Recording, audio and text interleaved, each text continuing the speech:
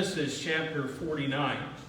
We're actually scheduled to look at Genesis 49 and chapter 50, but there's so much in these chapters. You know, sometimes when you start going through this, I start thinking in my head, you know, how am I ever going to put enough material together to get a lesson out of this? And then I start putting stuff together, and I'm like, how am I ever going to get this done in one lesson? And that's one of those things in Genesis chapter 49 and 50. And so, Lord willing, tonight we're going to depart from our ordinary schedule of studying 2 Corinthians. We're going to look at Genesis chapter 50 tonight. Appreciate you guys putting up with me. I know sometimes I like to dwell on, beat a dead horse, I guess is the saying. But I appreciate you guys sticking with me and allowing me to do that. But in Genesis chapter 49, remember it's been a couple weeks since we looked at this series, but in chapter 48, Jacob was very ill. And in fact, he's getting ready. He's very quickly approaching death. And remember that Joseph is summoned to his side.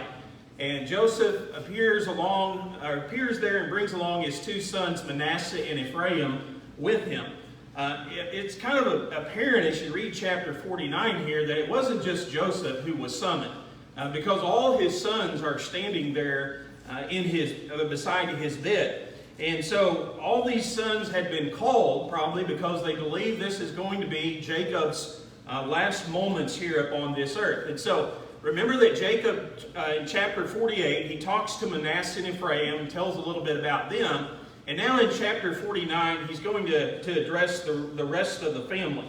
In fact, if you look in verse 28 of chapter 49, it says, "These are the 12 tribes of Israel, and this is that their father spake unto them and blessed them. Every one according to his blessing, he blessed them."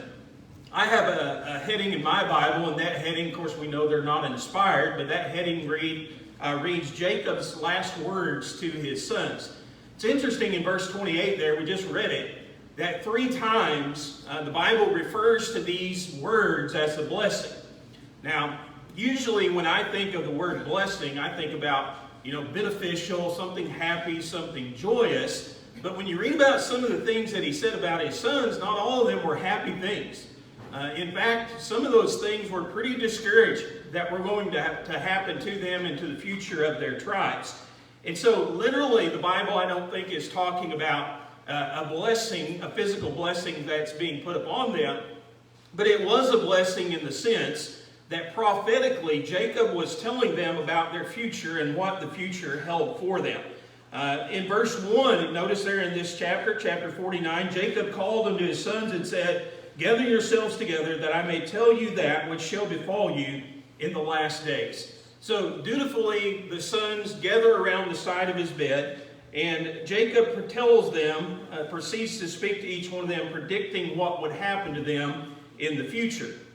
Now what you have to understand about this chapter is it's really a mixture of divine purpose and revelation and past character. And so what I'm saying is Jacob, when he's talking about these words, he's really revealing the character, the conduct, the human part of these men while they were living here upon this earth. Some of the things that had happened to them in the past, and because of that, some things that were going to happen to them in the future because of what God had planned or prepared for them. And what I want to emphasize as we go through this chapter is this family did have a future. Jacob's assuring each one of them that something is waiting for them in the future. But what was waiting for them in the future was largely based upon their character and their conduct that was put forth here in their life upon the earth. And so it's a good lesson for us today. Because when we think about the future, the question becomes, do all of us have a future? The answer is yes.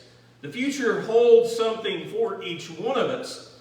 And what the future, sometimes, you know, we talk about, boy, I wish I knew what the future held. Or if we could only see it into the future. And I know there's a sense in which we can't see all the minute details that are waiting for us in the future. But there's also a sense in which we can see what the future holds for us. And what the future does hold for us eternally is going to be largely based upon our character and our conduct here upon this earth. And so I want to play on that idea that Jacob uses here in Genesis chapter 49 and talk about some things that we can learn from it. In verse 2 of this chapter, he says, "Gather yourselves together, and hear you sons of Jacob, and hearken unto Israel your father." As you read through, we're not going to be able to look at all these sons today, but as you look through that chapter, hopefully you'll take a little bit of time and look on it, or look at it on your own. What you'll find is they're really a mixture of blessings and curses that are awaiting these people in the future. And things that maybe your best friend wouldn't want to tell you. You know, if your best friend knew something bad about you, they probably wouldn't want to come and tell you and say, you know, you're a jerk or something like that.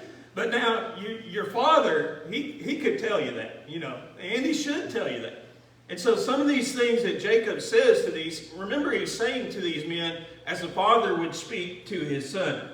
Now originally when I looked at this chapter, I planned to go through all 12 sons. Well, you do the math, you only got about 2 minutes apiece on these guys. And there's no way I knew that I could ever do that.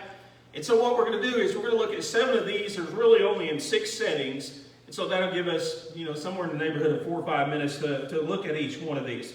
First, I want us to think about the men who were cursed. And again, I want to emphasize the curses were coming upon them because of their character and conduct that they had displayed here upon this earth. And the first one that we read about is actually the firstborn, Reuben, in verses 3 and 4. And notice what Jacob says to him. He says, "Reuben, thou art my firstborn, my might, and the beginning of my strength, the excellency of dignity, the excellency of power." And then he says in verse 4, "Unstable as water, thou shalt not excel, because thou wentest up to thy father's bed, then defilest thou it, he went up to my couch." Now, you kind of think about the idea of the firstborn, and those of us who have children, I think we can relate to this. You know, when your first child comes into this world, there's like super high expectations. You know, and I think as you grow and you mature and you get more children, you start thinking, man, you know, the expectations that I had for them were unrealistic. You know, there's never any way that they could have lived up to what I thought they should be in this family, what I wanted them to be. And so you think about Reuben. Reuben was the firstborn, and Jacob had high expectations for him. But he also understand this, as the firstborn, there were some special rights and some special privileges that he was entitled to, namely the right of the firstborn. And so we talked a little bit about the birthright. You know, the idea of the person who was born first, the first male born into the family, got a double portion of the family's inheritance. And so Reuben was entitled to that as the firstborn. Now remember back in chapter 28, he actually gave it to Joseph, well in the form of Joseph's 2 sons, when he gave to them that spot within the land. But Reuben was the one who should have been in charge. He was the firstborn. He was the one who should have had all the respect of the family. He was the one who should have been kind of the leader of the family, the one who was in a position of power or authority. But he had proven himself to be weak and unstable. And in fact, Jacob talks about him being like water. Well, you ever tried to stabilize water? That's pretty hard to do, isn't it? Just take a cup and, you know, carry it around. You'll just see that water just moves back and forth. And that was kind of Reuben's life in a nutshell. Kind of symbolized his physical character and conduct here upon this earth. And the part that he mentions specifically there in verse 4 is the fact that he slept with his father's wife. We read about that way back in Genesis chapter 35 and verse 22. It's recorded there, "It came to pass when Israel dwelt in the land that Reuben went and lay with Bilhah, his father's concubine." Now, I will say this was his stepmother, but still it was a grotesque sight and act in the eyes of men. Paul talks about some of that same conduct present in the church at Corinth in the New Testament church. And so Reuben had sinned. And how did he sin? He had given in to the lust and the desires of his flesh. He was supposed to receive all these special rights and all these special privileges, but he just didn't have enough discipline. He just didn't have enough self-control over his body. And so what he lacked was restraint. And so he proved by his actions, that he was incapable of being trusted. He proved himself to be a man who should not be put within a position of power or leadership. And so again, it seems that this one characteristic kind of exemplified the life of Reuben. He was just back and forth through life. You never knew what you were going to get out of him. He was unstable like water. And so because of that, instead of receiving a compliment, he received a curse. And I want us to think about these principles, again, in application to us. We have a future, and what that future holds for us is going to be largely based upon our character and conduct here upon this earth. That's what we're reading about in Genesis 49. And so we want to apply that in a spiritual sense to our life. If we want to be blessed in the end, if we want to avoid being cursed, we have to show stability. No, we have to show control over the lust and the desires of the flesh. I like the way that Paul puts it in 1 Corinthians 9 and verse 27. He said, "But I keep under my body and bring it into subjection, lest that by any means, when I have preached to others, I myself should be a castaway." I think about some of the great men and women of the Bible, and oftentimes I make mention of the fact when I think of them, we almost deify them. You know, we almost think that they were beyond human capabilities. They were extraordinary people. But think about Paul, and when you think about Paul, I don't think about a guy who struggles with the flesh, do you? But he said, I do. He said, I have to keep under my body. He said, I have to beat it into subjection. And he didn't want it to be the case in the end that after he had preached the idea of self-control and restraint to other people, that he himself didn't practice it, that he would find himself rejected from Christ because of it. And so what we have to understand is we have to keep our flesh in control. We have to keep our lust and desires stable, so to speak. And I like a couple of things here that Paul points out. I wish I had a little bit more time to talk about it. But back in verse 26 of 1 Corinthians 9, he talks about this idea that he's fighting, but he said, I'm not like somebody who's beating up the air. Have you ever seen a shadow boxer or a person shadow boxing? You know, it's like they're fighting somebody, but they're not fighting anybody. They're just punching the air.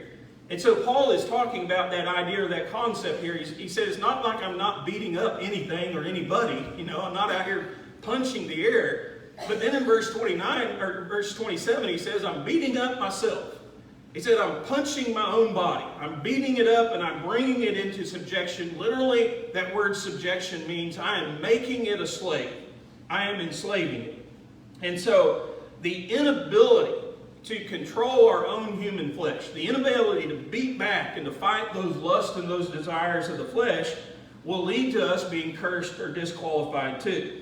What it reveals is it reveals a flaw within our character. It reveals that we have a lack of discipline. It reveals that we have a lack of control and restraint. And we're willing to hurt other people if it benefits us or brings us pleasure. And so Reuben proved himself to be a man who was controlled by lust and thus being very unstable. The second group of people, there's actually two that we read about in verses 5 through 7, were Simeon and Levi. And again, they have a curse that is pronounced upon them, and this curse comes because of their great tendency toward anger and cruelty and vengeance. And so he says in verse 5, he said, Simeon and Levi are brethren. Instruments of cruelty are in their habitations. O my soul, come not thou into their secret, unto their assembly mine honor. Be not thou united. For in their anger they slew a man, and in their self-will they digged down a wall. Cursed be their anger, for it was fierce, and their wrath, for it was cruel. I will divide them in Jacob and scatter them in Israel.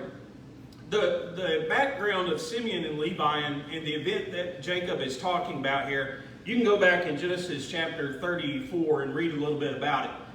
But remember that their sister Dinah is taken advantage of by a man outside of their area and their tribe. And eventually this man wants to marry them, and Simeon and Levi are so furious with what he's done to their sister that they decide they're going to take vengeance. And so the way that they do it is very deceitful. They say, we can't intermingle with people who aren't circumcised. And so if you guys will commit yourself to circumcision, then we'll be able to give our sons and your daughters back and forth in marriage. And so the men of that city do that.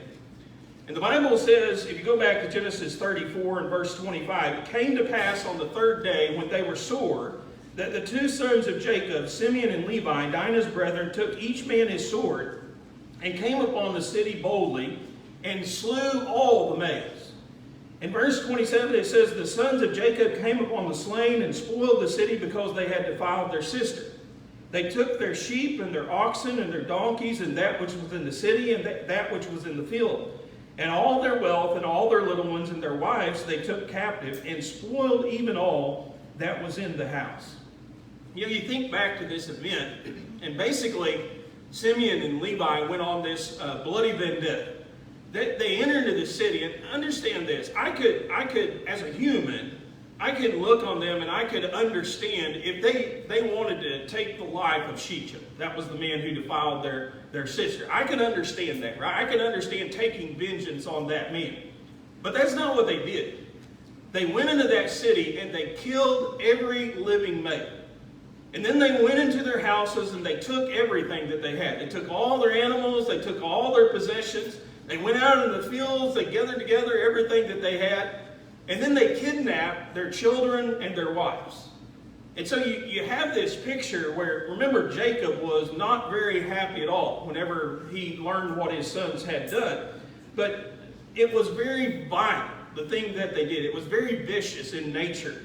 And it was inexcusable behavior. And he points out there, Jacob does, these guys are even dangerous to be around. You know why? Because of their anger and their wrath. Because they were so cruel when it came to the idea of repaying somebody or getting vengeance. And so in Proverbs chapter 27 and verse 3, the wise man wrote a little bit about the idea of anger and wrath. And of course, we know as Christians, when it comes to anger and wrath, those are two emotions that can cause us to do some pretty foolish things if we're not careful.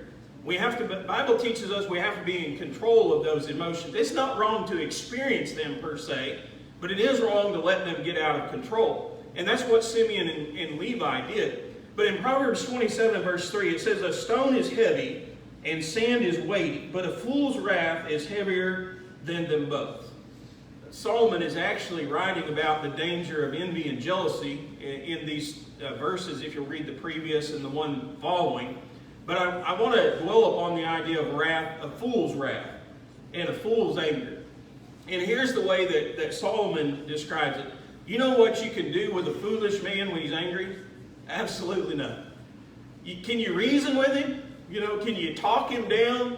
Can you get him to not do what he's thinking about doing? There's just no way that you can do anything profitable with a fool whenever he's full of anger or wrath. And so it's basically useless to confront them. And the way that Solomon compares it in verse 3 is, he says it's a heavy stone, and it's a bag of weighty sand. Now, that probably doesn't mean a whole lot to us today, but in those days, that was some of the heaviest building material that you could use. You know, when you talk about carrying stones, you're talking about something that's going to pull you down. You're talking about carrying a lot of sand for this building construction. You're talking about carrying something that's very heavy, a lot of weight. And that is a fool's wrath. You know, it's something that you can't hold, you can't bear, you can't contain. It's too heavy. It'll crush you. And so the idea is we can't be foolish when it comes to anger and wrath. That's what caused Simeon and Levi to be cursed. And if we're foolish, if we act foolish whenever we get angry and whenever we experience wrath, it's going to cause us, our future is going to hold curses for us too. The third guy, or actually the fourth, that we want to look at in the group of men who was cursed is Issachar. And again, you could take a number of these sons and parse it however you want it. This is the way I do it, so these are the ones I want to look at. But Issachar, you read about him in verses 14 and 15 of Genesis 49. It says, Issachar is a strong donkey couching down between two burdens. It's this idea of double burden being laid upon a donkey, one on each side that is just pushing him down. And in verse 15 he says, and he saw that rest was good, and that the land it was pleasant, and bowed his shoulder to bear, and became a servant unto tribute. This tells us a little bit about the character of Issachar as he went through life. And basically, you know, he had some difficult things that he had to bear in life. But he was a guy who was all about rest. He was a guy who was always about being comfortable and always being at ease. And so it's this idea, if you read the latter part of verse 15, he loved rest. He saw that rest was good. He saw that the land was pleasant. He loved all this comfort and ease and luxury to the point that he was willing to become a slave rather than give these things up.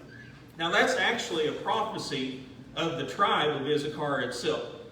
These guys loved where they lived so much. They loved all the amenities of life that they were enjoying, that they willingly placed themselves under the servitude of other nations in order to keep these things. And so you have this principle that, Issachar became lethargic.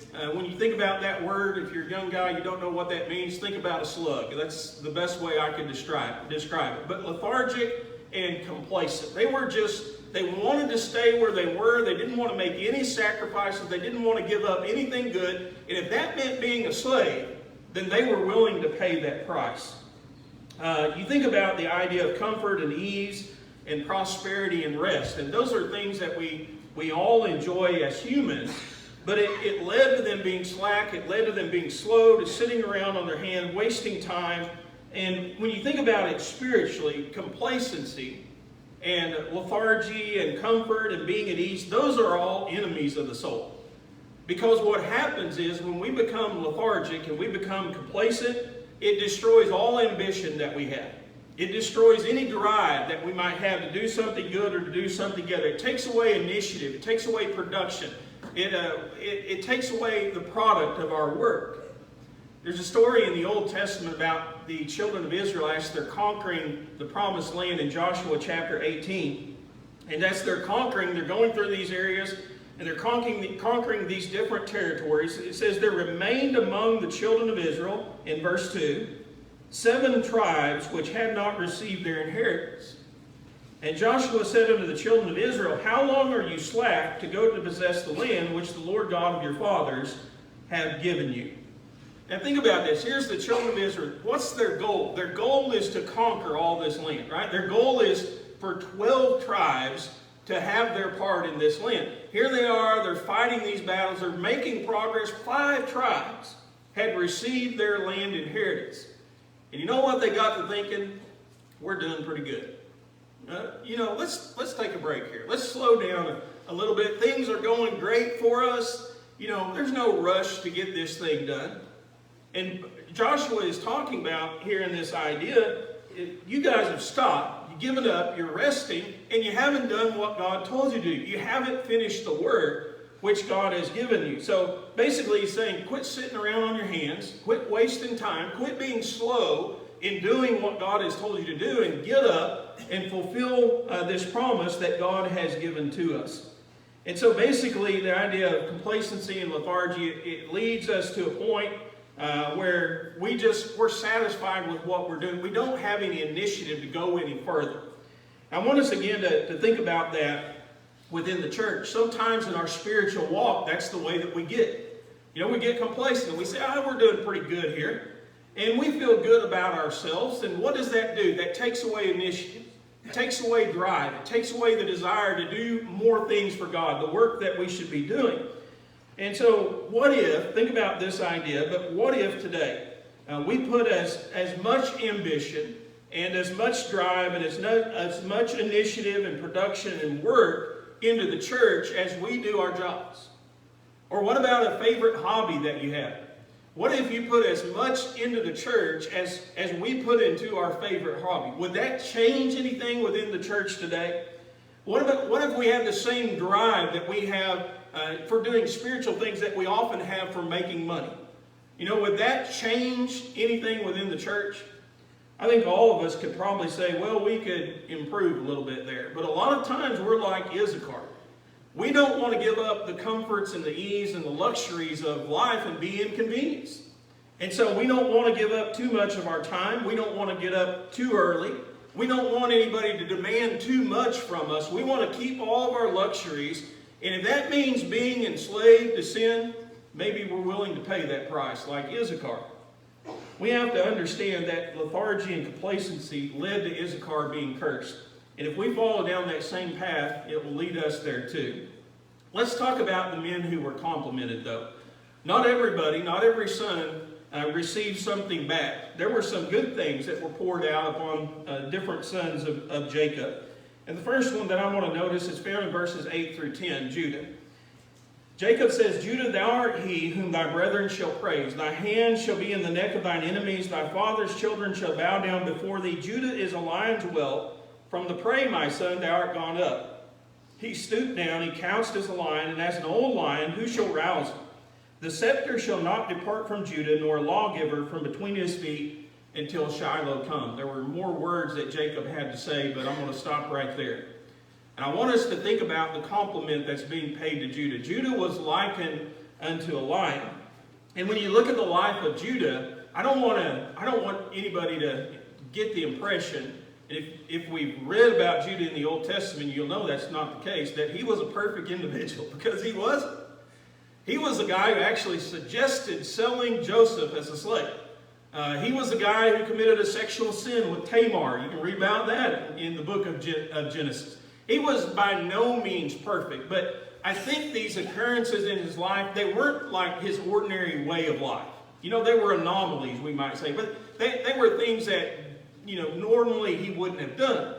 He wasn't perfect by any means. It didn't mean he never did anything wrong. He never acted in a wrong way. But his name meant praise, literally. The name Judah does, or the word Judah. And he had lived up to it. And so what did he represent? Jacob said he represented a lion. He represented the idea of strength and courage and leadership. And remember that one day the lion would come from the tribe of Judah. That was a prophecy about Jesus himself coming from that tribe. And so what better tribe to come from than from a tribe that represents a person that represented leadership and courage. You can read about Reuben. We've already studied a little bit about him in Genesis 43. Remember when the sons were told by Jacob to go the second time back into Egypt to get food? Jacob didn't want to send Benjamin, and nobody wanted to go. And remember, Reuben was the firstborn. He just stood there and argued with his dad. But it was Judah who took the leadership role. And remember what he says? He says, I'll vow my life for his life. You know, I'll be the surety. And eventually it led to them being allowed to go down into Egypt. When they get there, once again, whenever Benjamin encounters trouble, who takes the lead? It's Judah. It's Judah that stands up. It's Judah that pleads for the life of Benjamin. And so had he made some mistakes? Yeah. I mean, all of us make some mistakes. You can't judge the totality of a person's life by the mistakes that they made. If we did that, all of us would be miserable, right? We'd be no good for nothing people. You can't judge a person by the mistakes that they make. You have to look at their lives as a total. All of us are going to make mistakes. Judah made some, but he had proven himself to be better than his mistakes. And that's what we have to do as Christians too. Are we going to be perfect? No. It's not the case that we're never going to do anything wrong, but we need to show strength. We need to show courage. We need to have bravery. We need to show leadership. And if we'll do that, we'll be complimented too, just like Judah was. Let's talk a little bit about Gad. Not a whole lot that's said about him, but in verse 19 it says, Gad, a troop shall overcome him, but he shall overcome at the last. I love what is said about Gad here. You know, he's going to be in some difficult situations. He's going to fight some hard wars and hard battles. And there'll be times when it looks like he's going to be overcome. But eventually, Gad himself is going to be the overcomer. And so the idea was he was going to work through the tough times in life, the problems that he would encounter. Would he have a struggle on his hands? Absolutely. But he would be the one who came out on top. He would never give up, no matter how difficult the struggle or the battle became. And think about that as Christians. Isn't that our goal today? Is it going to be a life that's free of trouble? Is it going to be an easy thing to live here upon this earth and do what God says? No, it's not. It's going to be a battle. And there's going to be times when we struggle. There's going to be times when it looks like we're losing. But if we'll just stick it out, if we'll just hang in there, if we'll just endure to the end, we're going to be the one who overcomes. I love what Jesus said to his disciples in Matthew chapter 10 and verse 22. And actually this conversation starts back in verse 16. But in the end of verse 22, he says, he that endureth to the end shall be saved.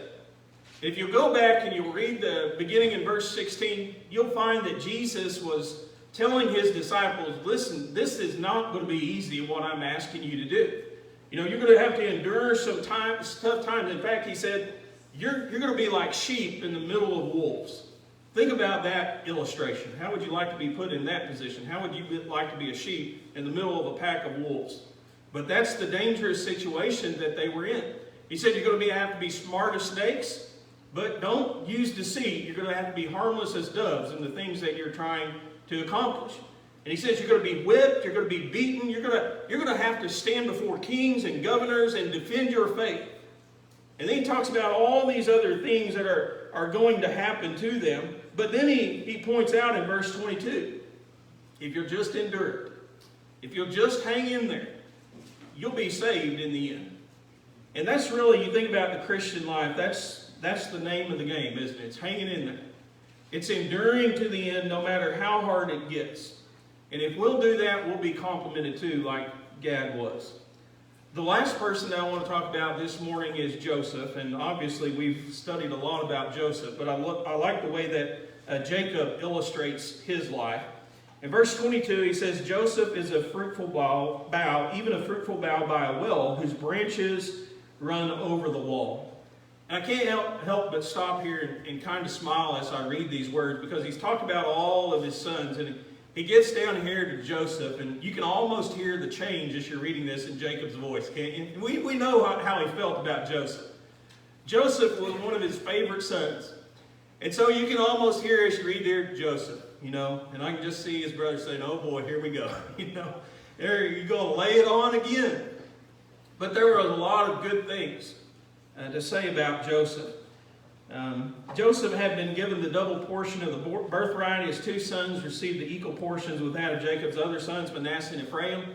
But what's the best way to describe his life? I love it. Fruitful. You know, it's like a fruitful tree. And so you have this idea, a tree that's like planted by a spring. No matter what happens, drought, conditions come, he's always going to prosper. That was Joseph's life in a nutshell. It's so prosperous that he's literally growing over the wall that has been built to hold back that tree. His branches are hanging over the wall. The fruit is pouring off of this tree. And you read about the tribes of Manasseh and Ephraim. They were some of the largest tribes in the 12 tribes of the children of Israel. They were some of the most fruitful, literally. And you'll read about a lot of good men that came from these tribes. Gideon is one of those people. Joshua. Samuel is another one. There were some good people. There was some good fruit that came out of these tribes. But think about us as Christians. If we want to be complimented at the end, what do we have to do? We have to be fruitful trees, don't we? You know, we studied a series of lessons on the fruit of the Spirit and talked about this concept of bringing forth fruit for God, being fruitful in His service. In John chapter 15, and Jesus talked about that concept. In verse 2, He talked about how every branch in me that beareth not fruit, He taketh away, and every branch that beareth fruit, He purgeth it, He prunes it, that it may bring forth more fruit. When God sees a fruitful branch, does He say, well, that branch is good enough? Or does He say, I think I can get one more piece of fruit out of that branch? He prunes the branch, and He makes that branch as fruitful as it can be. That's our job as Christians. Bring us forth as much fruit for Christ as we can. In verse 8, He says, herein is my Father glorified, that ye bear much fruit. So shall ye be my disciples. God's wanting to get as much as He possibly can out of us. And you know, when you think about the concept of a tree, why does God want so much out of us? Because it glorifies Him. Jesus talked about that idea. He is the vine, He's the trunk, we are the branches. When you see a tree and you see a fruitful branch, you know, if you look up and you see a branch and that branch has more fruit than all the other branches, do you say, man, that's a good branch on that tree? We don't say that, do we? We say, that's a good tree, isn't it? You see, the idea of bearing fruit, the branches bearing fruit, glorifies the trunk. It gives credit to the vine. And so when we bear much fruit, people are looking around saying, that's a good tree. They're glorifying God through our good works.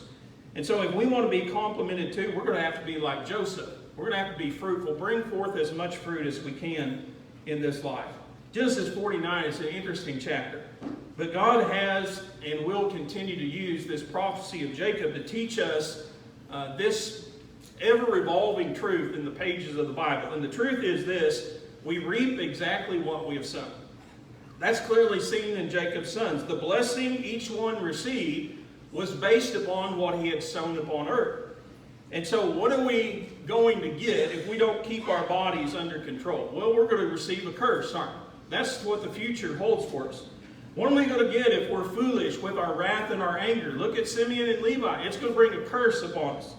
What are we going to get if we become like Issachar, lethargic and complacent in our spiritual life? We're going to be cursed just like he was. But if we want to be complimented, if we want to receive God's blessing, then we have to look at these other people. We have to display strength and courage and bravery and be leaders to other people. It doesn't mean you're going to be perfect. Look at Jude. But yet that has to be the manner of life that you live here upon this earth. We have to be like Gad. We have to hang in there.